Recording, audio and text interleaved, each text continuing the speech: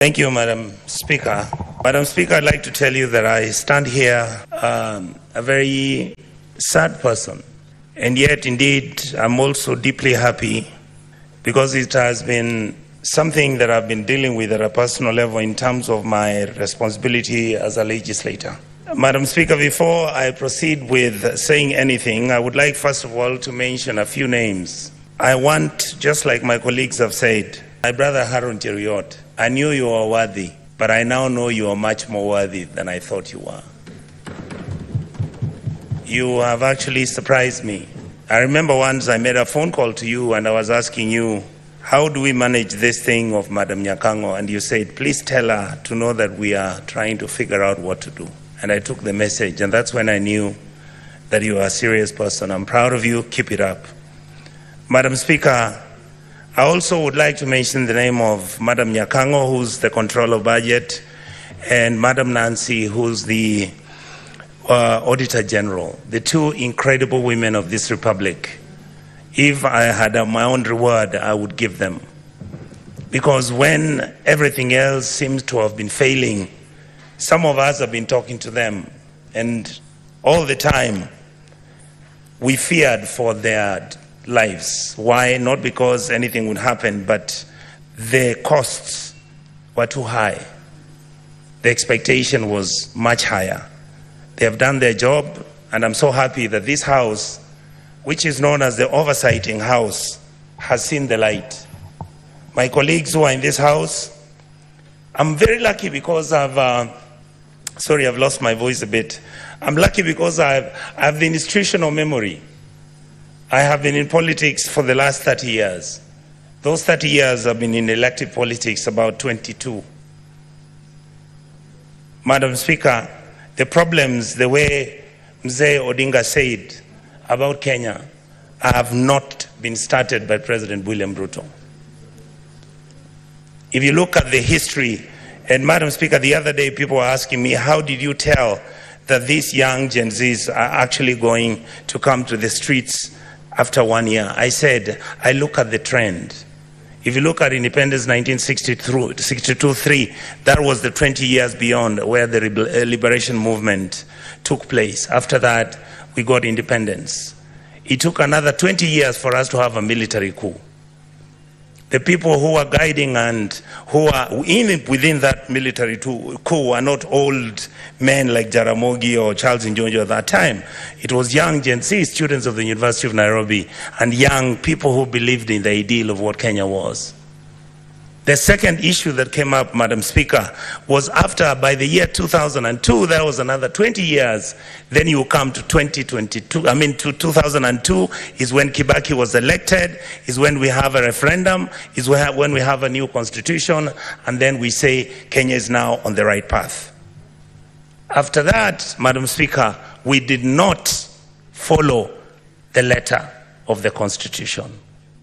What many of us have never understood is that your democracy is as valid and as reasonable and as verifiable and is implementable as the people who are willing to follow and implement that constitution. We have completely failed our people. And that is why when the elections took over and we had challenges, and that is why when you look at our country and the crisis that has come up, when you look at the issues which are bedeviling our country, you realize that we are on quicksand. Unless you have old men and old women, people of dignity and decency, people who have got wisdom, people who are not greedy to fix this country, we will not have a country very soon. Madam Speaker, I've served as an assistant minister. I went to Cote d'Ivoire, sent by President Kibaki to go and visit President Gbagbo. I got into his house. He was wearing a vest. That time the military was around him. He was being deposed. 2 weeks later, he went home with his wife. They were half naked. Those sins are not sins that Africa should be proud of. Madam Speaker, our country has broken down.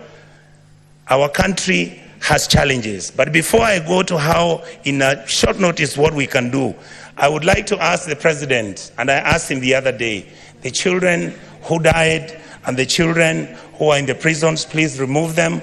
Those who have died, I want to ask this House, the Senate, let us make sure that those children get a state funeral.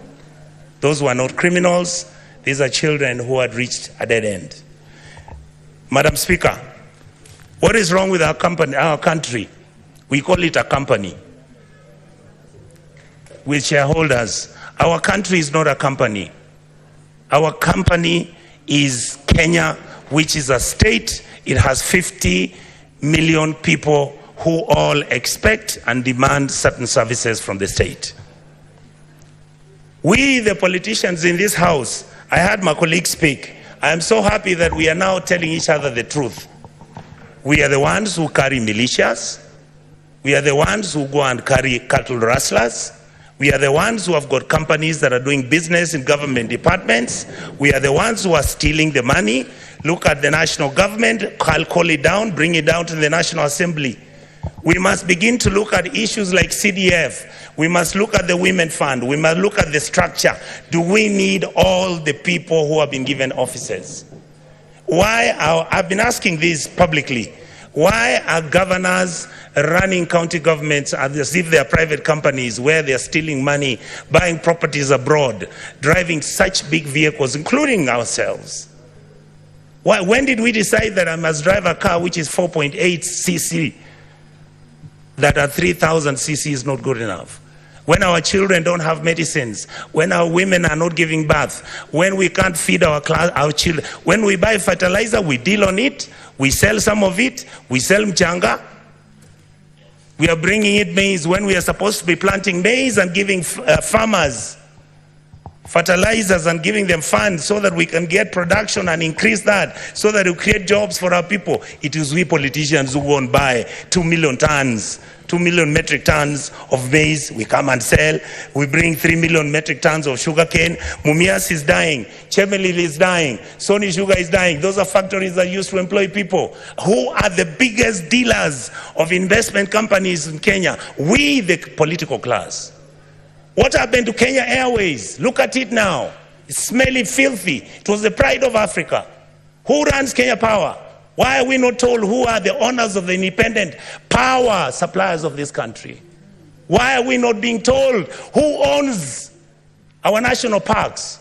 But you hear money is being stolen by none other than the elite and the political class. These people out here are tired.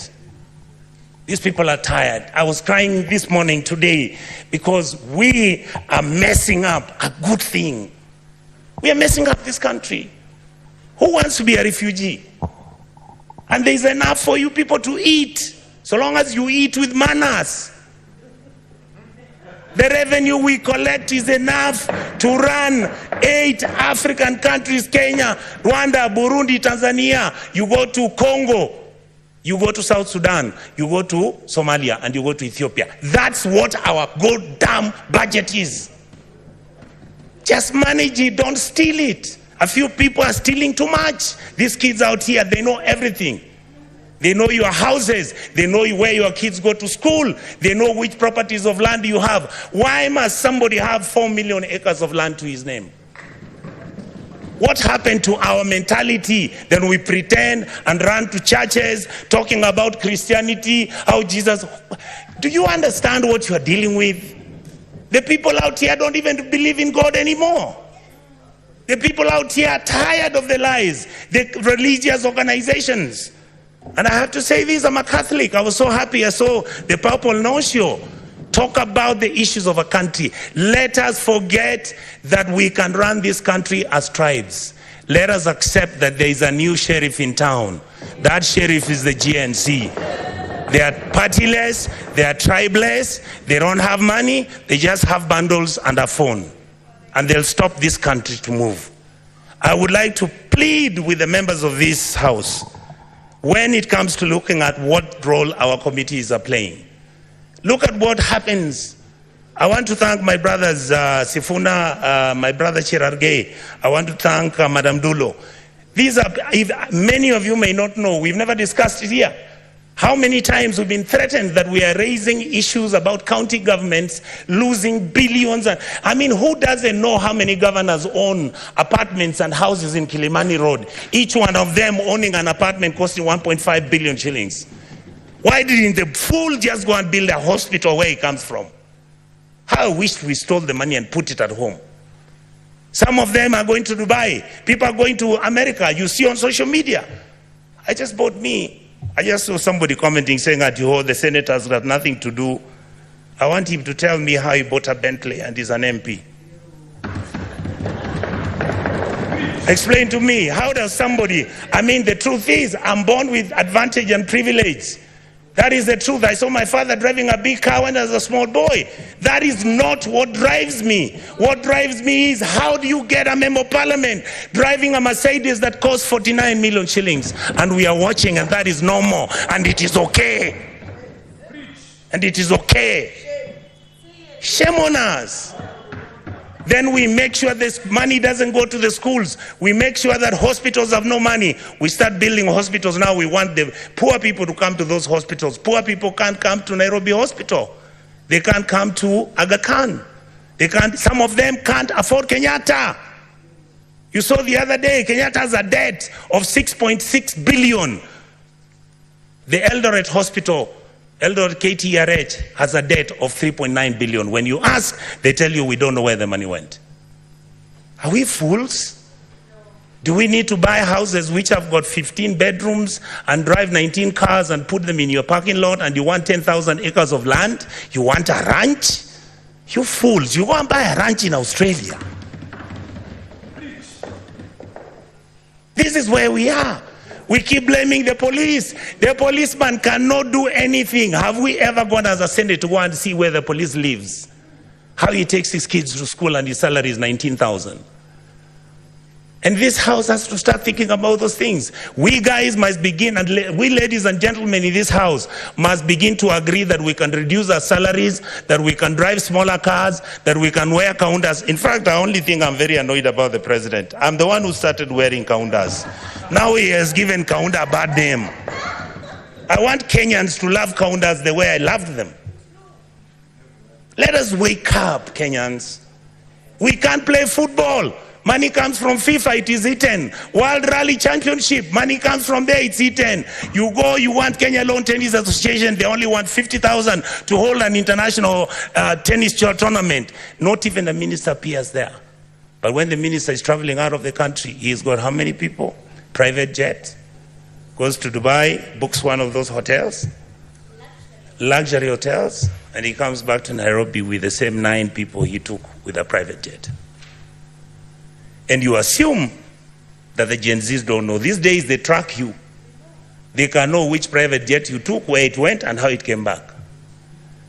Many of us are worried because either because of history or because of what has happened, we have got a lot of money now, we are owning so much land. Please allow us to have spatial planning. Your land, we can have an implemented law in this house to protect your even identity. But please don't stop stealing public land.